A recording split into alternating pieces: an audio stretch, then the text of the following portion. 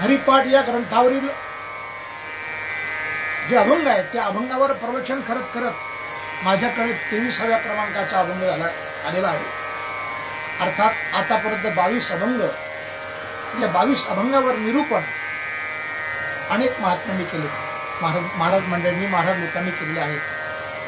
आणि माझ्याकडे 23वा अभंग आला.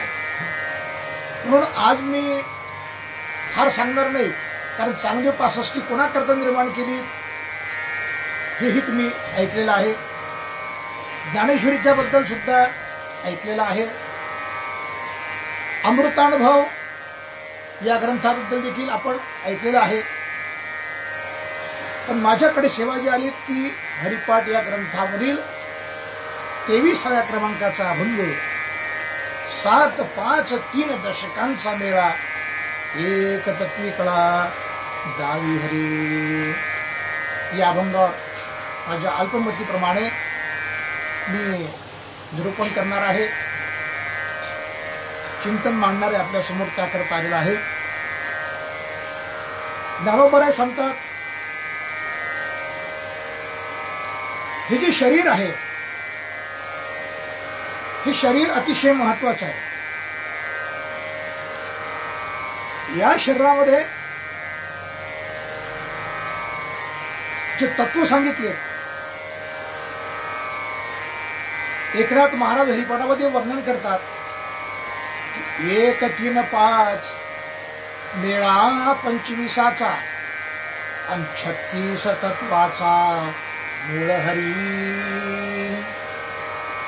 हे नाथांचं म्हणणं आहे.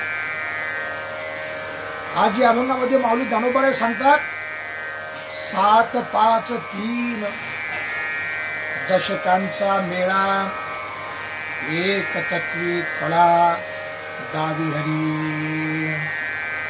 ज्ञानोबरायांनी 7, 5 आणि 3 आणखी 10 असे एकूण 25 होतात. महाराज एकदा कीर्तन करत असताना मी याच अभंगावर प्रमाण दिलं होतं कीर्तनामध्ये. आता कीर्तन श्रवण करण्याकरता अनेक प्रकारची माणसे येत असतात. मी प्रमाण दिलं, 7-5-3 दशकांचा मेळा, एक तत्वी कळा दावी हरी. कीर्तन संपल्यानंतर दुसऱ्या दिवशी सकाळी एक माणूस माझ्याकडे आला, म्हणे महाराज तुमचं कीर्तन मला लय आवडलं, आणि आवडलं म्हटल्यापेक्षा मला पावलं. मी म्हटलं कसं काय? म्हणे महाराज तुमची पूजा करू द्या. मला त्यानं दक्षिणा दिली, भरभक्कम दक्षिणा दिली, 2000 रुपये. मी म्हणलं बाबा माझं कीर्तन घेणारा मनुष्य वेगळा आहे आणि तुम्हाला कसं काय माझं कीर्तन पावलं? म्हणे महाराज तुम्ही मला आकडा दिला. म्हटलं आकडा कसा काय? म्हणे तुमच्या कीर्तनामधून मी गणित केलं की 7-5 आणि 3-10, म्हणजे 7-5 आणि 3-10, 10ला मेंढी म्हणतात. अशा प्रकारे मी आकडा लावला आणि मला तो आकडा आला. मला 10,000 रुपयाचा फायदा झाला.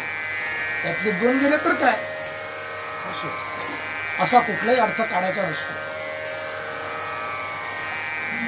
ज्ञानोबरायला सांगायचं आहे की या देहामध्ये 7 म्हणजे काय?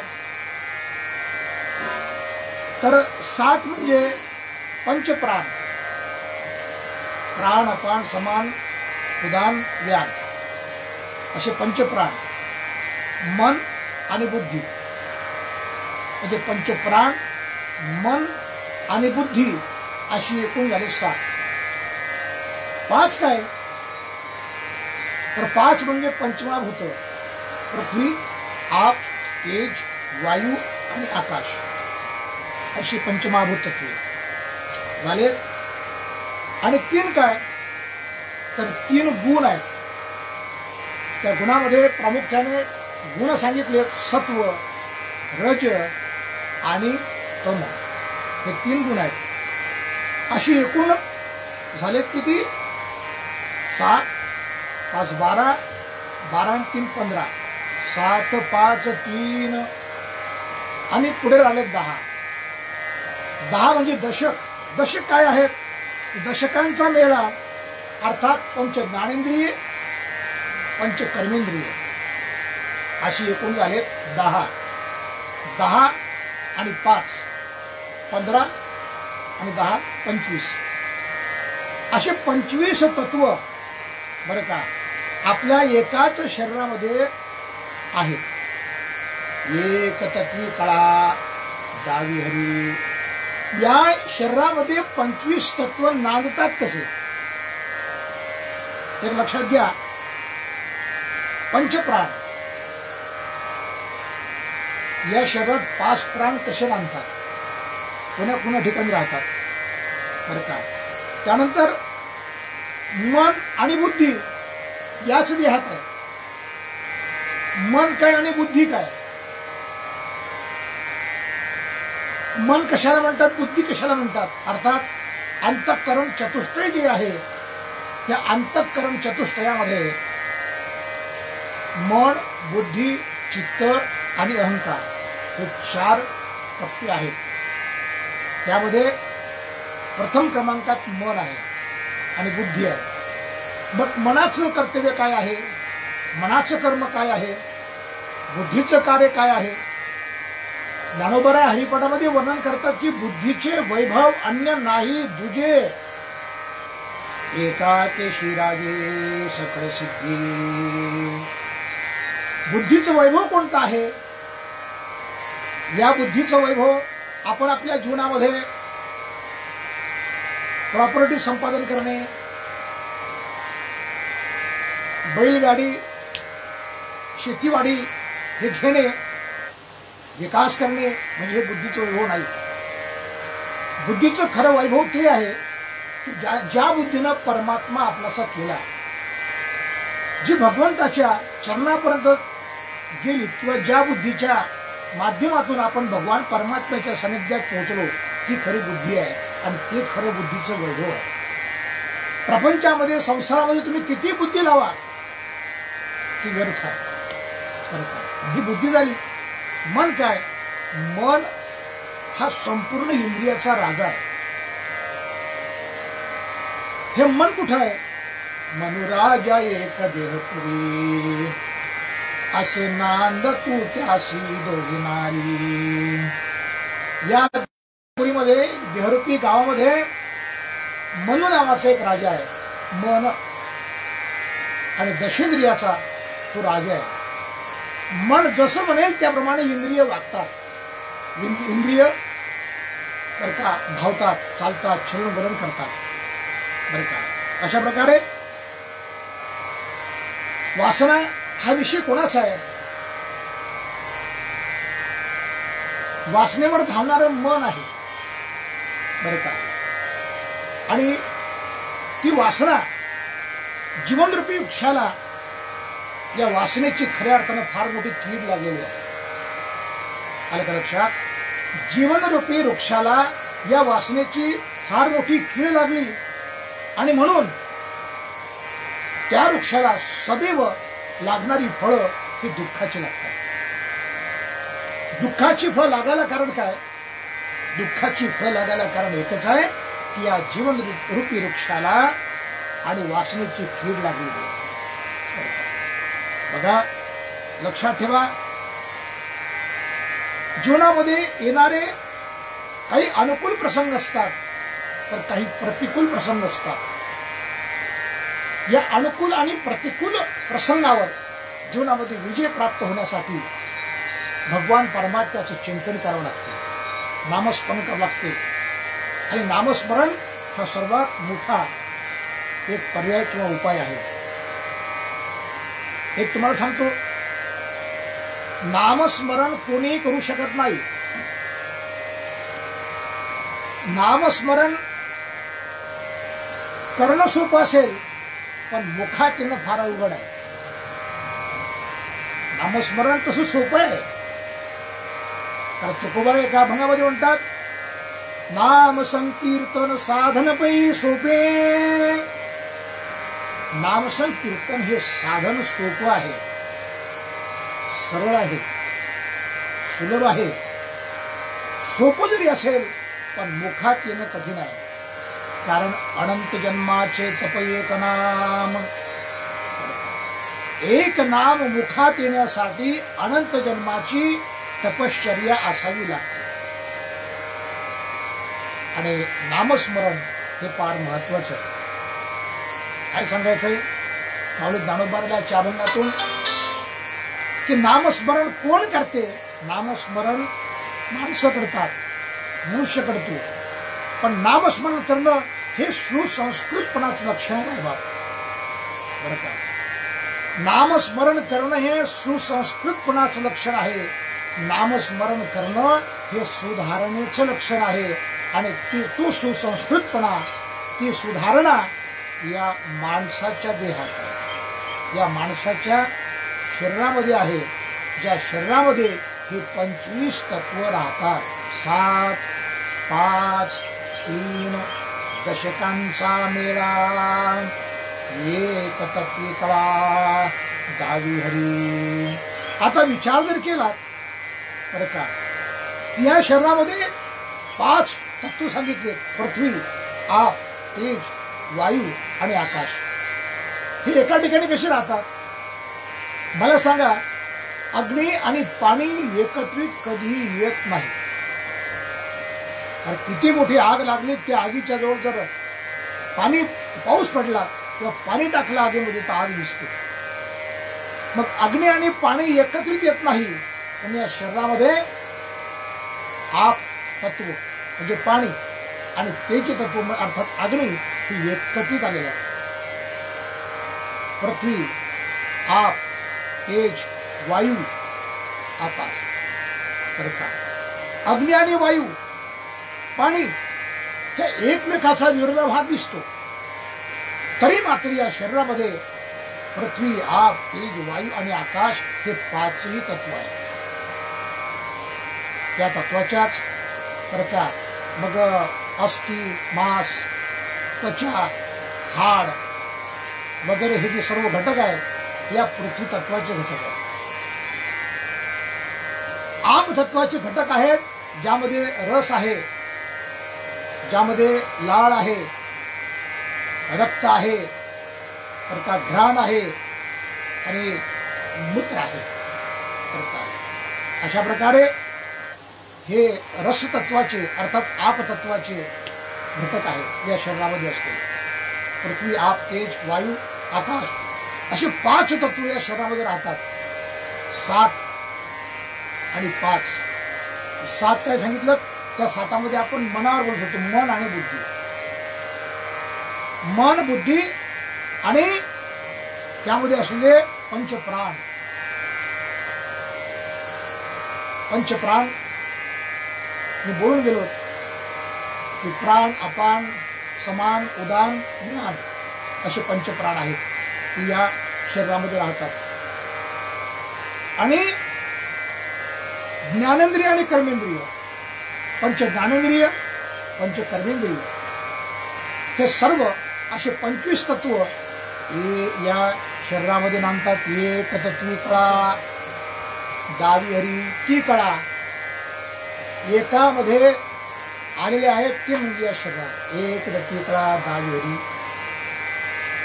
आणखीन यावर सांगायचं झालं 7 म्हणजे काय? भगवान परमात्म्याच्या स्वरूपाशी एकरूप होण्यासाठी आणखी एक मार्ग सांगितला शास्त्रामध्ये.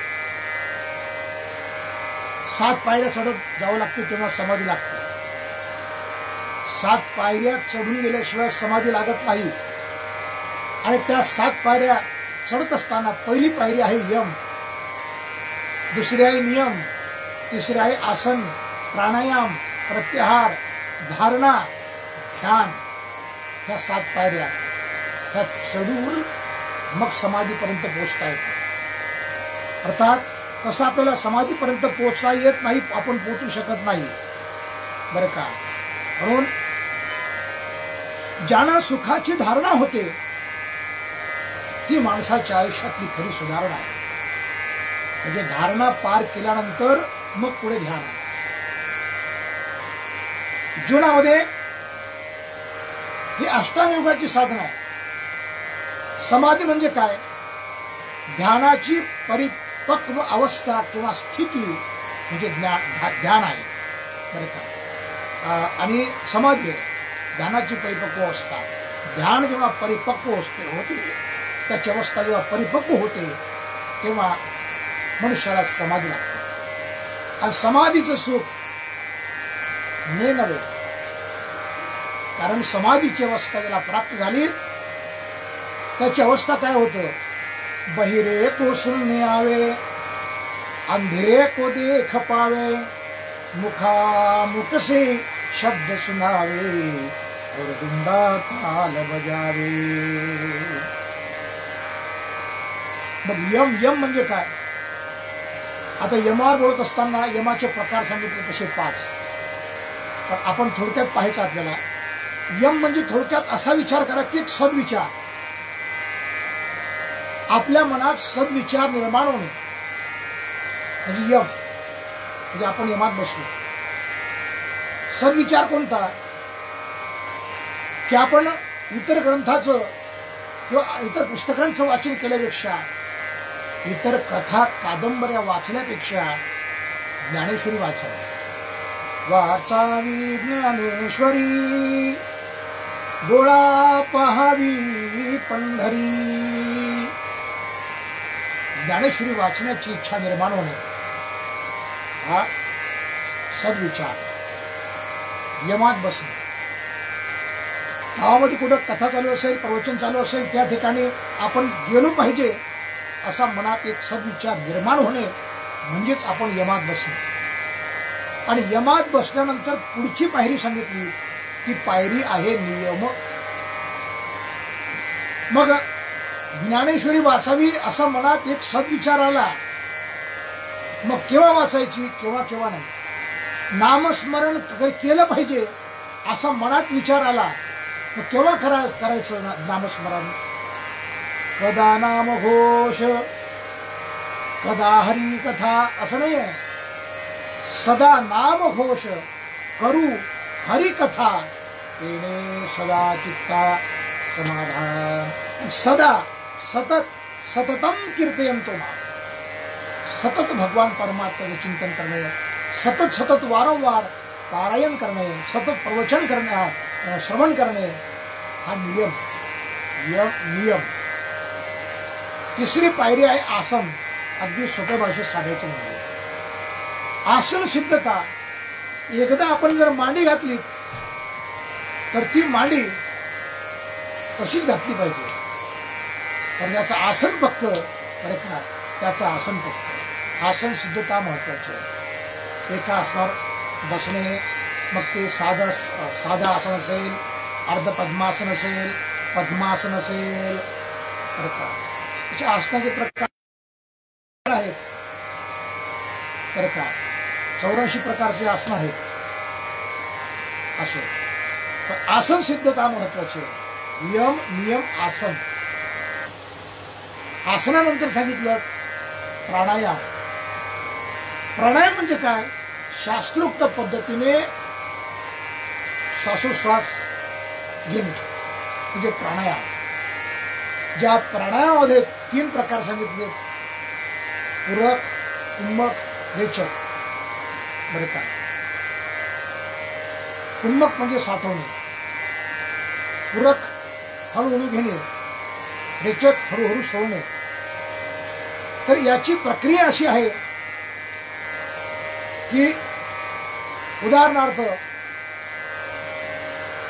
आपल्या हाताच्या अंगठ्याने उजवी नाकपुडी धरायची, बंद करायची आणि डाव्या नाकपुडीने श्वास घेणे.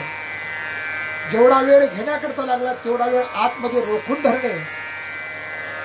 ही झाली प्रक्रिया कुंभक. रोखणे म्हणजे कुंभक. आणि हळूहळू सोडणे. ही प्रक्रिया सतत चालू ठेवणे. या प्रक्रियेमध्ये श्वासोश्वास घेत असताना जेव्हा जेव्हा आपली कुंभक शक्ती वाढत जाते तसं त्या साधकाला नवनवीन ज्ञान आपोआप प्राप्त होते. अशी प्राणायामाची क्रिया आहे. नियम आसन प्राणायाम. प्रत्याहार. आहार कसा असावा. मित आहार. आहार मोजका असला पाहिजे. आहार शुद्ध सात्विक असला पाहिजे. आहार हा भरपूर पोट भरून नसला पाहिजे. कारण श्वासोश्वास येण्याकरता पोटात काहीतरी जागा असली पाहिजे ना. म्हणून आहार, प्रत्याहार कसा असावा. ज्याचं भोजन जास्तीत जास्त असते त्याचं भोजनात मन कधी लागत नाही. ज्याचं भोजन हे निरस होत जाते त्याचं भोजन हे सरस होत जात असते. ही प्रक्रिया आहे. म्हणून प्रत्याहार. नंतर धारणा. धारणा म्हणजे काय? कोणातरी एका ठिकाणी या मनाची धारणा स्थिर पाहिजे. तिथे हे मन स्थिर झालं पाहिजे. ती धारणा. एका महात्म्याला ब्रह्मराक्षस प्रसन्न झाला आणि त्या महात्म्याला तो ब्रह्मराक्षस म्हणतो, महात्माजी तुम्हाला काय हवं असेल ते मागा. महात्म्याने सांगितलं ठीक आहे, मी सांगितलं तू काम कर. पण त्या ब्रह्मराक्षसाने सांगितलं मी काम करणार, पण ज्या दिवशी मला काम भेटलं नाही त्या दिवशी मी तुम्हाला खाल्ल्याशिवाय सोडणार नाही, तुमचा जीव घेतल्याशिवाय राहणार नाही. महात्म्यानं कबूल केलं. अहो त्याला जर कधी एक टिफन शेतातला जर त्याला गहू सोंगायला सांगितला, एका क्षणात गहू सोंगायचा. कुठलाही काम सांगा, तो अगदी 1-2 मिनिटात काम पार पाडायचं. एक दिवस असा आला की त्या ब्रह्मराक्षसाला काम सांगण्याकरता काम शिल्लक राहिलं. महात्माजी विचार करू लागले, आम्हाला खाणार. महात्म्याने सांगितलं तो ब्रह्मराक्षस म्हणतोय मला काम सांगा. म्हणले तुम्ही आताच्या आताच जा. मग कुठं? ब्रह्मगिरी पर्वतावर जा. तिथून फार मोठी सागाच्या झाडाची एक बल्ली घेऊन या. गेलं ते लगेच गेलं, क्षणात गेलं, क्षणात आलं. यांनी म्हणलं आता काय? ती पुरवा. आश्रमाच्या एका बाजूला ती बल्ली पुरवली आणि त्या ब्रह्मराक्षसाला सांगितलं की आता तुम्ही एक काम करा, वर चढत जा आणि खाली उतरत जा, वर चढत जा खाली उतरत जा. असं करता करता ते राक्षस किंवा ते पिशाच्य थकून गेलं आणि शेवटी महात्म्याला पाया पडून म्हणते की मला माझी आता सुटका करा. तात्पर्य काय? हे मन देखील अशाच प्रकारचं आहे. या मनाचा निर्धार झाला पाहिजे. हे मन कुठेतरी गुंतवावं लागते, त्याला धारणा म्हणतात. मग हे मन एखाद्या मूर्तीशी स्थिर करणे, मन भगवान परमात्म्याच्या स्वरूपाच्या ठिकाणी स्थिर करणे ही धारणा आहे. आणि एकदा ती धारणा पक्की आणि मजबूत झाली की मग ध्यान लागतं. ज्या ठिकाणी आपली धारणा आपण बसवली, अर्थात ते कायम स्वरूपाने स्थिर राहणे म्हणजे ध्यान. आणि ध्यान परिपक्व झाल्यानंतर मग समाधी. समाधी हरीची समसुखेवीन न साधेल जान द्वैत बुद्धी. मग ते मन कुठं ठेवायचं? ज्ञानोबांना सांगायचं आहे, हे मन हरिमुखे म्हणा, हरिमुखे म्हणा, पुण्याची गणना पूर्ण करी. भगवान परमात्म्याच्या नामाच्या स्वरूपाच्या ठिकाणी हे मन गुंतवून ठेवा. मुखानं हरी हरी म्हणा. तात्पर्य काय की योग मार्गाने जात असताना ज्ञानोबा सांगतात, योगाची वाटा जे रिगालेगा सुबटा या दुःखाचाची वाटा शैल भागा. कारण योग मार्ग फार कठीण आहे. म्हणून ज्ञानोबा यांनी आपल्या सर्वसाधारण साधकांसाठी, मोक्षांसाठी, बद्ध लोकांसाठी हा महान ग्रंथ 27 अभंगाचा हरिपाठ निर्माण केला. मला काय सांगायचंय? ज्ञानोबा आजच्या अभंगामध्ये म्हणतात की 7, 5, 3 दशकांचा मेळा, एक तत्वी कळा दावी हरी. अशा प्रकारे या शरीरामध्ये हे सर्व एकत्रित नांदतात. 25 तत्वाचा हा मेळा या देहामध्ये नांदतो. हे सर्व ठीक आहे, परंतु याच्या आधी जे मी सांगितलं यम, नियम, आसन, प्राणायाम, प्रत्याहार, धारणा, ध्यान, समाधी भगवंतापर्यंत जाण्यासाठी हा जरा कठीण मार्ग आहे. ज्ञानोबा आजच्या अभंगामध्ये म्हणतात, कैसे नवे नाम सर्व मार्गावरिष्ठ. याच्या आधी जे सांगितलं होता क्लिष्ट विषय आहे फार कठीण विषय आहे, पण हे नाम तैसे नवे नाम सर्व मार्गावरिष्ठ, हे आतापर्यंत जे भगवंतापर्यंत पोहोचण्याचे जे काही मार्ग सांगितले, या सर्व मार्गांच्या वरिष्ठ भगवान परमात्म्याचं नाव आहे. कारण बाकीचे नामस्मरण सोडून किती साधनं करा, त्या साधनाच्या खटपटा किती केल्या तरी त्या भगवान परमात्म्याच्या द्वारापर्यंत उंबरठ्यापर्यंत पोहोचतीलच हे सांगता येत नाही. मात्र नाम असं आहे की नाम घेता वाया गेला ऐसा तुम्ही ऐकला, मुखी नाम हाती मोक्षाशी साक्ष भूतांची. कारण आणि नामस्मरण करण्याकरता, नाम घेण्याकरता, नामचिंतन करत असताना या जीवाला कुठलंही कष्ट पडत नाहीत. बरं, ते नाम कसं घ्यावं? नाम घेण्याचे प्रकार आहे. नामस्मरण करावं, पण कसं करावं? काही माणसं म्हणतात, महाराज आम्ही आमच्या आयुष्यात खूप नामस्मरण केलं, नामस्मरण करता करता आम्ही थकलो, पण आम्हाला मेळच लागला नाही. बरं का, तर ते नामस्मरण कसं करायचं? अहो, नाम चांगले चांगले माझे कंठी राहो भले, कपी कुळ उद्धरिले मुक्त केले राक्षसा. मग राक्षसांना मुक्त करणारं नाम, पर्वताचे पापाचे पर्वत, पहाडचे पहाड भस्मीभूत करणारं नाम, जळतील पापी जन्मांतरीचे जन्मजन्मीचे पाप जाणणारं नाम. ते नाम आम्ही करायचं कसं? मंडळी, ज्ञानोबाला म्हणतात, हरिमुखे म्हणा, हरिमुखे म्हणा, पुण्याची गणना कोण करी, तुम्हाला अमाप पुण्य प्राप्त होईल. ते नाम कसं घ्यायचं? त्या नाम स्मरणाचे काही प्रकार सांगितले. एक लक्षात ठेवा, नामस्मरणाचा पहिला प्रकार सांगितला, लक्षपूर्वक ऐका. नामस्मरण करत असताना, आपण जर नाम घेत असताना ते नाम आपण आपल्या कानानं ऐकणे. जसं जय जय राम कृष्ण हरी, जय जय राम कृष्ण हरी, आपण आपल्या कानानं ते नाम ऐकणे. तुम्ही म्हणाल, आपण जे बोलतो ते आपल्याला ऐकू येतेच, कारण आपलं लक्ष नसते मायवा.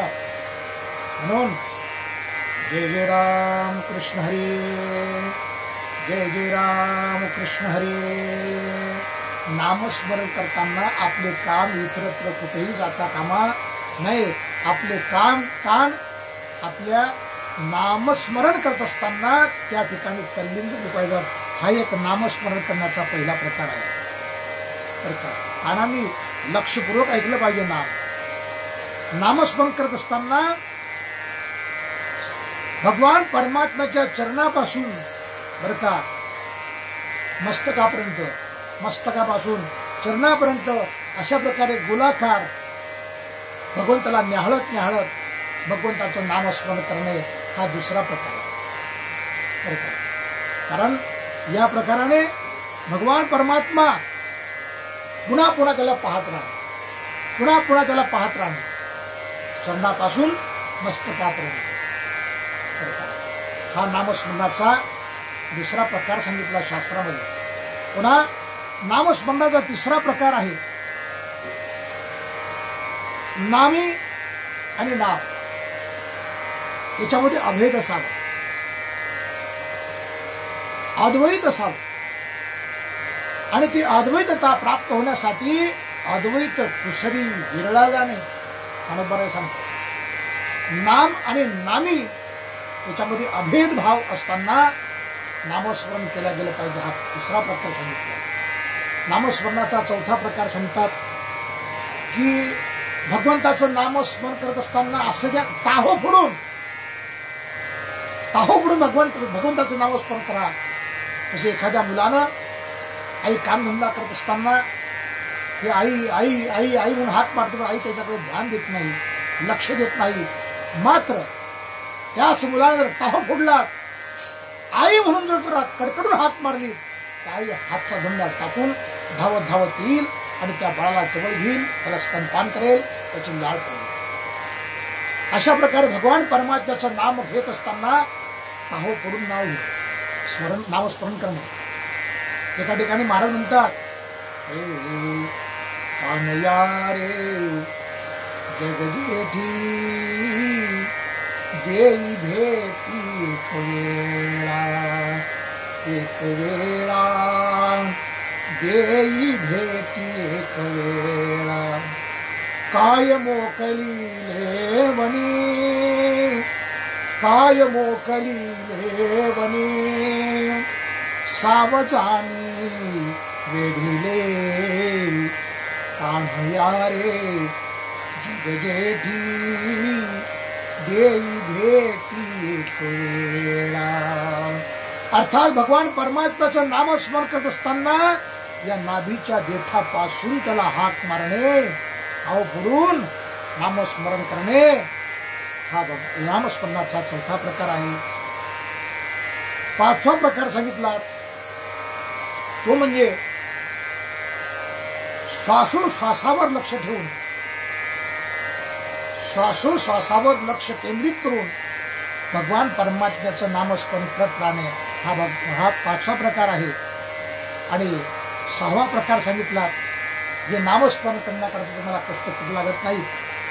ज्ञानोबा म्हणतात, अजपा जपणे उलट प्राणाचा तेथेही मनाचा निर्धारू असे. अजपा जप हा नामस्मरणातला प्रकार सहावा आहे. अजपाजप म्हणजे काय? सहजासहजी काहीही न करता घडणारा जप, त्याचं नाव अजपाजप. तो जेवढे काही ज्या ज्या योनीमध्ये जे जे प्राणी आहेत, जे श्वासोश्वास करतात बरं का, ते सर्व प्राणी त्यांच्याकडून अजपाजप घडत असतो. आणि या अजपाजपातून एक बीज मंत्र बाहेर पडतो. तो बीज मंत्र कोणता आहे? सोहम. बघा, आतमध्ये श्वास घेत असताना ओठ बंद करा. तो जप करण्याकरता आपल्याला ओठ उघडायची गरज नाही. ओठ बंद करा आणि नाकाने श्वास घ्या वर, तेव्हा आवाज येतो आपल्या मनातला मनात सो. आणि नाकाने श्वास बाहेर सोडा, आवाज येतो हम. सोहम सोहम सोहम ओहम सोहम. श्वास से अपनी अंतरदृष्टि निरखना है. बरं, येथेही मनाचा निर्धार होस. म्हणून अजपा जपणे उलट प्राणाचा तेथेही मनाचा निर्धार असे. नाथ बाबा एका ठिकाणी म्हणतात की 12-16 जणी हरीशी मेहनती मनोनी फिरती रात्रंदिवस. ह्या कळा आहेत. एक रती कळा, दावी हरी. कोणत्या कळा आहेत? 12-16 जणी. 12 कळा सूर्याच्या आणि 16 कळा ह्या चंद्राच्या. कुंभक पूरक रेचक हे तुम्हाला प्रकार सांगितलेत योगातले.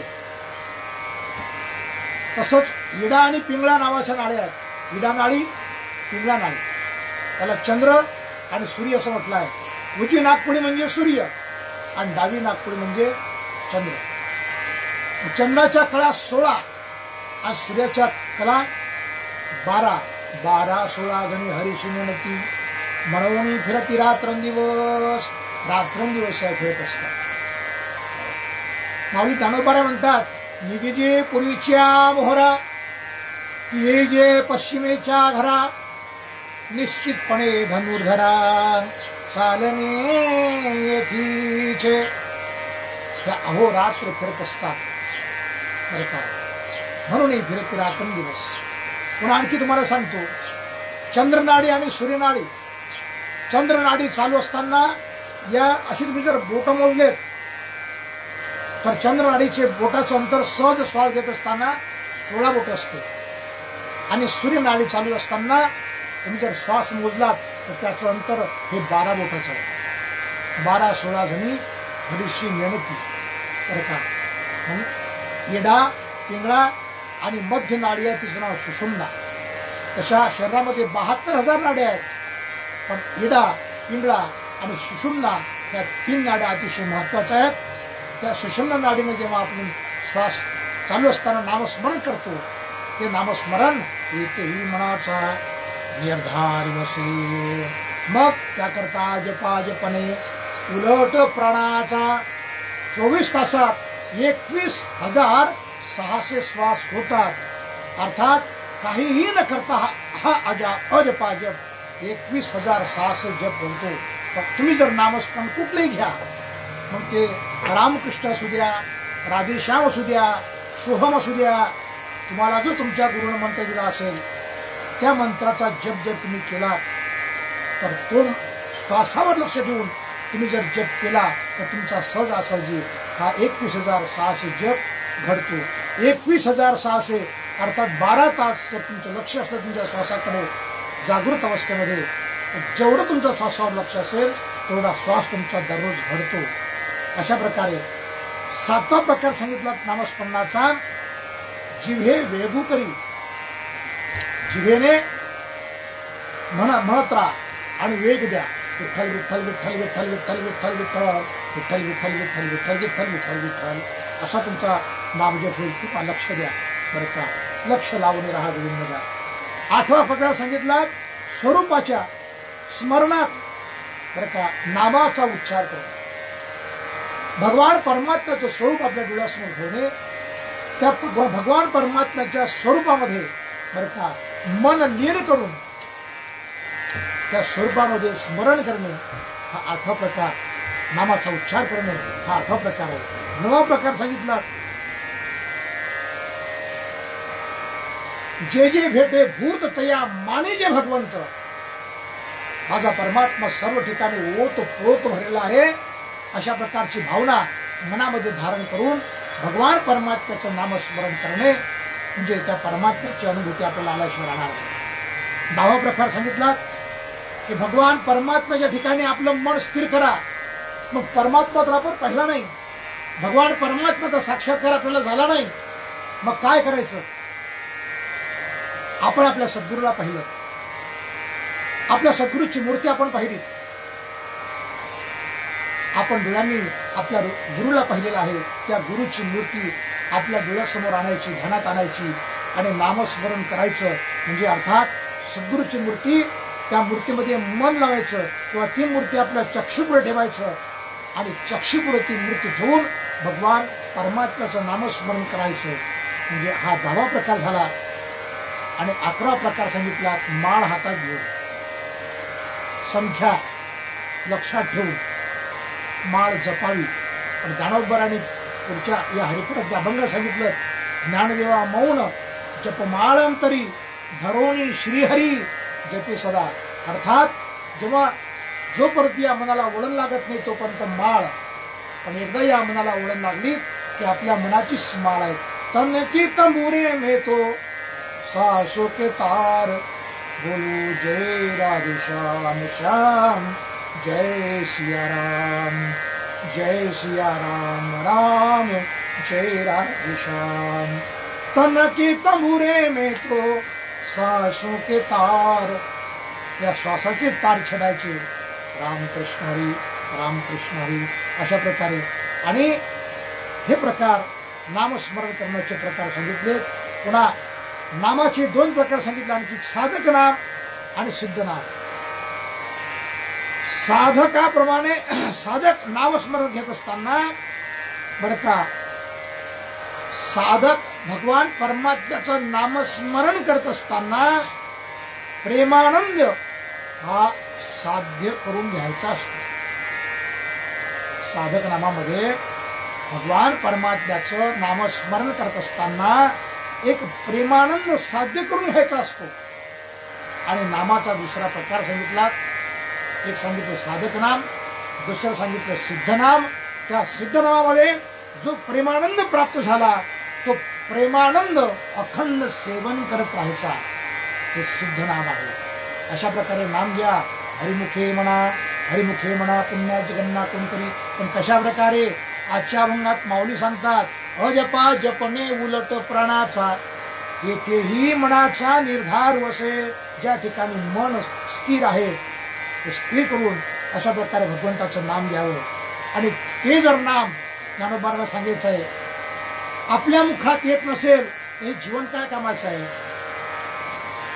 ज्ञानदेवाजीने नामे विण व्यर्थ, ज्ञानदेवाजीने नामे विण व्यर्थ, रामकृष्णी पंथ क्रमियेला, रामकृष्ण पंथी क्रमियेला, हरिमुखे म्हणा, हरिमुखे म्हणा, हरिमुखे म्हणा, हरिमुखे म्हणा. आजच्या अभंगामध्ये माऊलीने सांगायचं की ज्ञानोबा सांगतात अशी ज्या नामाची महती आहे, ती महती एवढी श्रेष्ठ असताना जर आपल्या मुखामध्ये भगवान परमात्म्याचं नाम येत नसेल तर ज्ञानदेवाजीने हे जगणंच व्यर्थ आहे. नामे विण व्यर्थ, रामकृष्णी पंथ रमिला. हा पंथ महत्वाचा आहे. नामपंथ, हरिपाठ या ग्रंथामध्ये माऊलींनी बघा ना, कर्म, उपासना, ज्ञान ह्या तिन्ही गोष्टी होत्या. वेदाचे जे 3 कांड सांगितले, कर्मकांड, उपासना कांड आणि ज्ञान कांड, हे तिन्ही कांड या हरिपाठाच्या 3 भागात आले. आणि अशा प्रकारे हा हरिपाठ साधा नाही आहे, समाधी संजीवन हरिपाठ. म्हणून 7, 5, 3 दशकांचा मेळा, ज्यामध्ये 7 म्हणजे काय तुमच्या लक्षात आलं असेल तर 7 म्हणजे त्याच्यामध्ये मन आणि बुद्धी व पंचप्राण 7. 5 म्हणजे पंचमहाभूत तत्व, पृथ्वी, आप, तेज, वायू, आकाश. 7, 5, 3 सत्व, रज, तम हे त्रिगुण. 7, 5, 3 दशक म्हणजे 5 ज्ञानेंद्रिय, 5 कर्मेंद्रिय. 7, 5, 3 दशकांचा मेळा, अशी एकूण 25 तत्व, एक तत्वी कळा गावी हरी. या शरीरामध्ये हे 25 तत्व आहेत आणि अशा प्रकारे 36 तत्वाचं बनलेलं हे शरीर, पण 25 तत्व त्या कळा या देहामध्ये एका ठिकाणी राहतात, नांदतात. त्या परमात्माची प्राप्ती करण्यासाठी अनेक जरी साधन असतील, पण त्या साधनांमध्ये अगदी सोपं साधन असं आहे. ते योग, याग, जप, तप, अनुष्ठान यापेक्षा कैसनवे नाम सर्व मार्गावरिष्ठ किंवा सर्वत्र वरिष्ठ. येथे काही कष्ट न लागती, नरगती सायास जावी वनांतरा, सुखे तो घरा नारायण. असे नाम सोपं आहे. आणि अजपाजपणे उलट प्राणाचा जप करत असताना अजपाजप ही साधना आपल्याकडनं घडली पाहिजे. तेही मनाचा निर्धार असेल. म्हणजे श्वासाच्या ठिकाणी नियंत्रण ठेवून कोणा तरी एका ठिकाणी मन स्थिर करून आपण भगवान परमात्म्याचं नाम घेतलं पाहिजे. आणि हे नर शरीर भेटल्यानंतर या शरीरामध्ये येऊन आपण जर भगवान परमात्म्याचं नामस्मरण केलं नाही, त्या परमात्म्याची अनुभूती आपल्याला या जीवनामध्ये प्राप्त झाली नाही, तर ज्ञानदेवाजीने नामे विण व्यर्थ, रामकृष्ण पंथ रमिला. हा पंथ, वारकरी पंथ, की नाम गाऊ, नाम घ्यावू किंवा टाळी वाजवावी, गुढी उभारावी, वाट ती चालावी पंढरीची. यावर्षी पंढरपूरच्या वारीचं महाराज या कोरोना नावाच्या कोविड-19 या संकटामुळं, या महामारीमुळं काय होईल सांगता येत नाही. भगवान परमात्म्याला आपण विनंती करूया की भगवान परमात्मा या कोविड-19च्या माध्यमातून तो आम्हाला अशी एक संधी दिलेली आहे की घरच्या घरी परमार्थ कसा करता येईल. घरच्या घरी बसूनही बरं का परमार्थ प्रत्येकापर्यंत, प्रत्येकाच्या घरापर्यंत, प्रत्येकाच्या मनापर्यंत पोहोचावा, याकरता या सोशल मीडियाच्या माध्यमातून श्री गजानन महाराज फेसबुक या पेजवर हरिभक्तपरायण गणेश महाराजी शेटे यांच्या माध्यमातून सुरू असलेला हा उपक्रम अतिशय स्तुत्य आहे. आणि म्हणूनच याच माध्यमातून मी आपल्या सगळ्यांपर्यंत पोहोचलो आणि अनेक महात्मे आतापर्यंत या फेसबुकवर आपले प्रवचन सादर करत आले आणि यापुढे सुद्धा महात्मे प्रवचन सादर करतील. आपणा सर्वांना एकच विनंती आहे की माझी मूडकी तुडकी सेवा, काय मला चिंतन मांडता आलं, जे योग्य असेल ते सद्गुरुरायाचं आहे. न्यून ते पुरते, अधिक ते सरते, करून घ्यावे तुमचे विनीत असे. किंबहुना तुमचे केले धर्म कीर्तन हे सिद्धी गेले, येथे माझे जीवरले पायपण फुडले भांडार धन्याचा हा माल तव्हा माल भारवाही.